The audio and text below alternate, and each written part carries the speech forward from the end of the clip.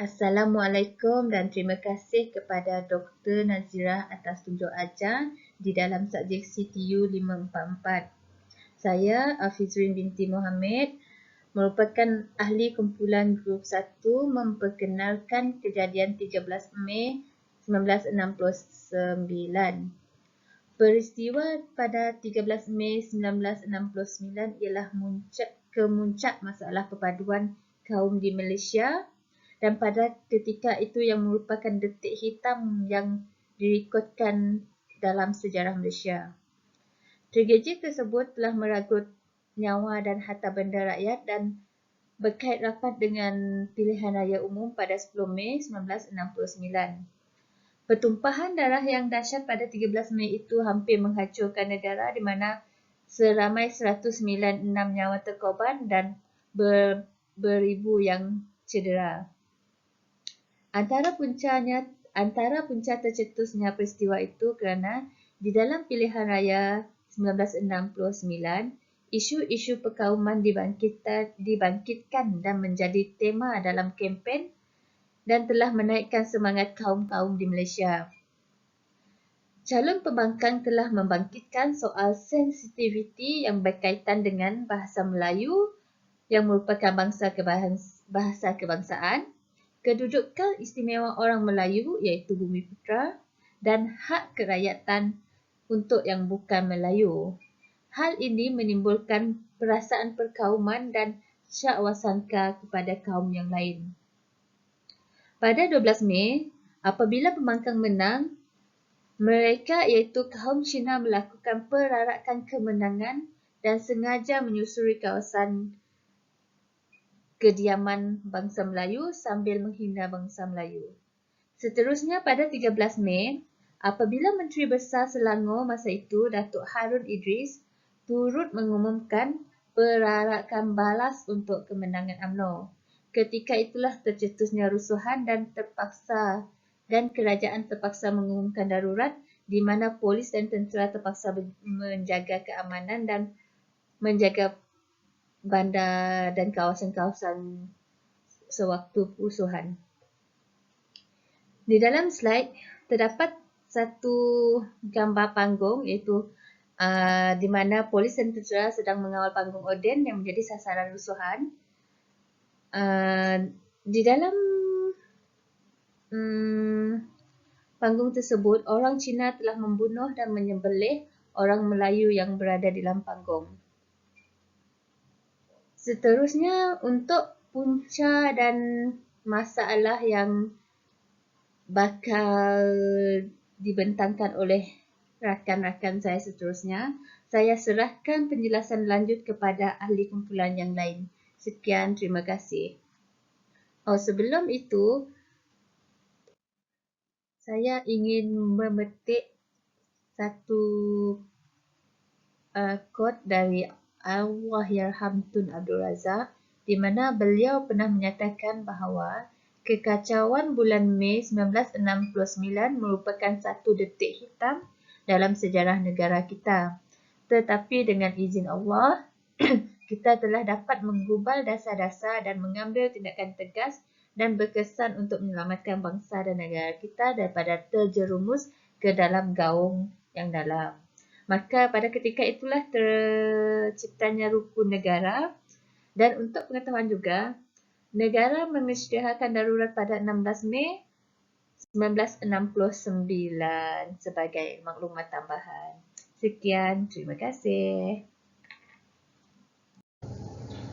Assalamualaikum warahmatullahi wabarakatuh. Saya Zulkafli bin Muhammad Said dari kumpulan 2 akan membentangkan berkenaan isu dan masalah perpaduan bagi peristiwa 13 Mei 1969.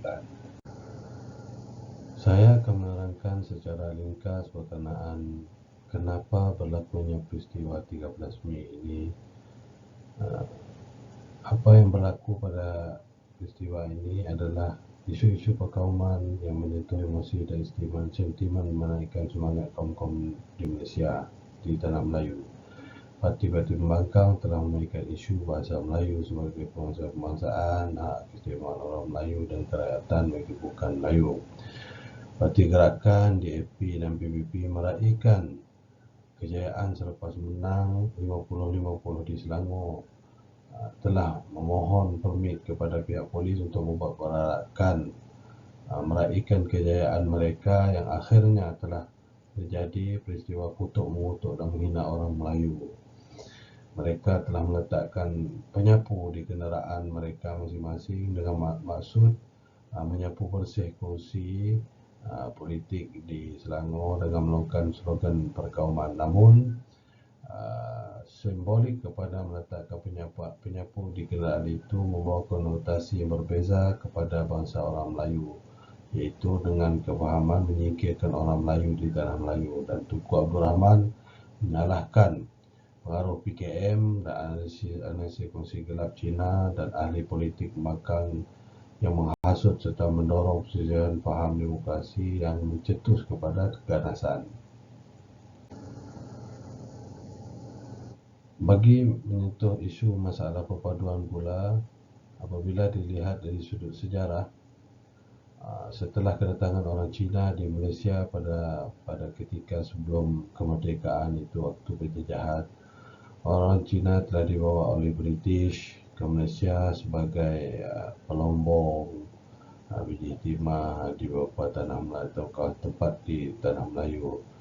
Yang akhirnya orang Cina ini sendiri telah berasimilasi dan mendapat hak-hak mereka di tanah Melayu ketika sebelum kemerdekaan. Lalu mereka telah menguasai ekonomi di tanah Melayu pada ketika itu, dan setelah apa yang berlaku, orang Melayu sendiri telah menjadi orang gaji ataupun kuli kepada orang Cina. Setelah kemerdekaan, secara mengikut saluran yang betul, orang-orang Cina telah menubuhkan parti-parti politik demi untuk semata-mata menjadikan tanah Melayu sebagai tanah jajahan Cina sepenuhnya dan dengan menyingkirkan orang Melayu. Masalah perpaduan lain adalah apabila kaum-kaum Cina ini, terutama daripada pihak pembangkang, telah mencabar perlembagaan Malaysia dengan mempertikaikan hak keistimewaan orang Melayu, bahasa Melayu dan seterusnya, Islam sebagai agama rasmi. Dan mereka sering menganggap orang Melayu itu orang lemah dan malas. Apabila sentimen perkauman ini dimainkan, maka kaum Cina dilihat tidak lagi menghormati perlembagaan sebagai tunjang perpaduan di Malaysia, dan telah berani mempertikaikan apa yang telah dipersetujui ketika mana komuniti kontrak sosial ditandatangani dan sebelum mendapat kemerdekaan. Maka benarlah apa yang dikatakan oleh Tunku Abdul Rahman yang menyalahkan PKM, DAP dan BAP ketika itu kerana telah mengkiri apa yang telah dijanjikan sebelum mereka. Sekian, terima kasih. Salam sejahtera, saya Sally Uring Robinson akan menerangkan punca dan faktor peristiwa 13 Mei 1969. Pertama, layanan berat sebelah oleh tentera Jepun. Pada zaman pendudukan Jepun, masyarakat tanah Melayu telah dilayan secara berbeza-beza. Masyarakat Cina umpamanya telah dilayan dengan begitu teruk oleh tentera Jepun berbanding dengan orang Melayu. Keadaan ini berikutan Jepun yang pernah berperang dengan China sebelum ini menyebabkan perasaan saling mendendami antara satu sama lain masih segar dalam ingatan. Kedua, dasar pecah dan perintah penjajah Inggeris. Umpamanya orang Cina tinggal di bandar, menjalankan perniagaan dan juga di kawasan Lombong sebagai pelombong, dan merekalah sebenarnya memiliki aset yang tinggi dalam ekonomi masyarakat Malaysia. Sementara orang Melayu tinggal di luar bandar sebagai petani atau nelayan kecil. kaum India kebanyakan pula sebagai buruh kasar kerajaan dan pekerja di ladang. Keadaan ini menyebabkan kedudukan ekonomi masyarakat Bumi Pucua, khususnya Melayu, menjadi lemah dan ketinggalan. Ketiga, latar belakang pendidikan yang berbeza. Hal ini berlaku apabila sistem pendidikan yang wujud di Tanah Melayu sebelum merdeka terbahagi kepada 4 aliran mengikut kaum, iaitu Sekolah Melayu, Cina, India dan Inggeris. Keempat, pertelingkahan parti politik. Setelah Tunku membuat peristiharan bahawa beliau tetap mengekalkan keanggotaan MCA dalam perikatan, maka PAP yang gagal untuk menyertai perikatan telah menukar corak kempennya dengan menyerang UMNO dan orang Melayu. Kelima, perbezaan agama dan budaya kaum Melayu sebahagian besarnya beragama Islam, kaum Cina beragama Buddha, kaum India beragama Hindu. Di samping itu terdapat juga yang beragama Kristian. Setiap kaum juga mempunyai kebudayaan yang tersendiri. Masalah perpaduan ini bukannya bermula disebabkan agama lain, tetapi akibat dari sikap jahil terhadap agama-agama lain, hingga banyak perkara yang dilakukan secara tidak sengaja telah menyinggung emosi penganut agama lain. Inilah punca yang telah mengakibatkan peristiwa 13 Mei 1969. Dan keenam, masalah ekonomi. Kegiatan ekonomi berbeza telah mewujudkan jurang pendapatan berbeza antara kaum dan menimbulkan rasa tidak puas hati dan persaingan ekonomi secara tidak sihat. Ketidakseimbangan ini menyebabkan setiap kaum saling mencemburui satu sama lain. Sekian daripada saya. Assalamualaikum warahmatullahi wabarakatuh. Nama saya Nur Syakila binti Hasan dan saya akan membentangkan solusi dan penyelesaian isu 13 Mei 1969. Pertama sekali, melalui dasar ekonomi baru, kerajaan bertindak untuk merapatkan jurang kekayaan antara golongan kaya dan golongan miskin tanpa mengira kaum, kerana ketidakseimbangan kekayaan terutamanya antara kaum hanya akan mencetuskan suasana yang tidak harmoni akibat rasa tidak berpuas hati antara satu sama lain. Justru untuk menjayakan lagi dasar ekonomi baru, kerajaan telah memberi tumpuan kepada golongan seperti pekebun kecil, penghuni estet, petani, nelayan dan juga pesawah.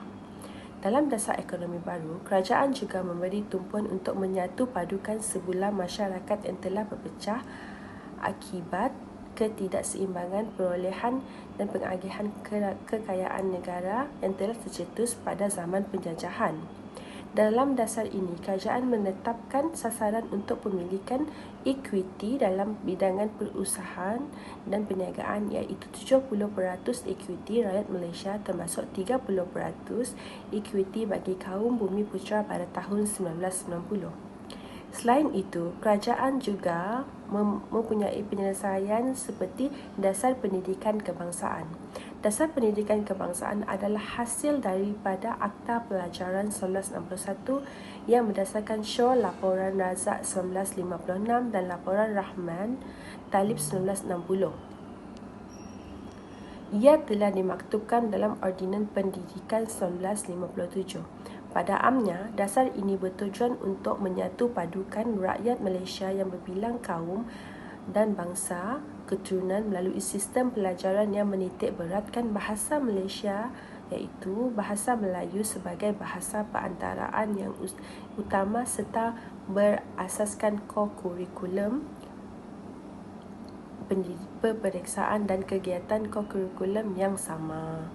Sebagai sebuah negara yang rakyatnya berbilang kaum, bangsa dan agama, Malaysia tidak lari dari aspek kepelbagaian budaya antara satu sama lain. Melalui dasar ini, unsur-unsur kebudayaan dapat digunakan untuk membentukkan warga negara yang lebih baik dan membina negara bagi mencerminkan satu kepribadian Malaysia. Terima kasih. Assalamualaikum dan salam sejahtera. Nama saya Azizah Syafa binti Yasin dari kumpulan BA242. Hari ini saya ingin membentangkan tentang peristiwa yang telah berlaku pada 13 Mei 1969. Antara kesimpulan dan Pengajaran yang saya perolehi daripada peristiwa tersebut adalah kelemahan kerajaan memerintah ketika itu dilihat bermula semasa era pendudukan British dan Jepun sehinggalah era konflik yang bermula pada tahun 1948 sehingga 1960 ataupun darurat di mana setiap kaum di Tanah Melayu merasa curiga antara satu sama lain. Dalam konteks peristiwa 13 Mei 1969, perasaan ragu yang tertanam dalam jiwa individu pada waktu itu sukar untuk dipadamkan dalam jangka masa yang pendek, namun usaha untuk menambahkan prasangka ini tidak dilakukan secara berobjektif. Oleh itu, inisiatif kerajaan memupuk perpaduan melalui rasa saling bergantung antara satu sama lain, terutama aspek pembangunan ekonomi dan sosial adalah bertepatan dan demi kelangsungan sebuah negara. Selain itu juga, peristiwa berdarah rusuhan kaum paling dahsyat di negara ini pada 13 Mei 1969 perlu menjadi pengajaran betapa pentingnya masyarakat berbilang kaum di negara ini untuk terus bersatu padu dan hidup dalam harmoni. Peristiwa 13 Mei juga memberi peringatan tentang kebenaran peribahasa kalah jadi abu, menang jadi arang kerana konflik itu merugikan semua kaum. Selain menjejaskan imej negara di persada antarabangsa, antara nilai dan prinsip sejagat seperti menghormati hak asasi manusia, menentang pemerasan serta penindasan, mencintakan keadilan dan bencikan keganasan perlu dipertingkatkan bagi merealisasikan perpaduan negara. Peristiwa pahit 13 Mei 1969 juga bukan sahaja dicatat sebagai sejarah pertelingkahan kaum yang menggariskan sempadan-sempadan yang harus diteliti dan dipelihara oleh semua pihak. Andai kata keharmonian yang diperolehi gagal dipelihara secara serta dimanfaatkan, dikhawatiri cita-cita untuk membina Malaysia sebagai sebuah negara maju dan makmur akan menjadi bayangan sahaja. Sekian, terima kasih daripada saya.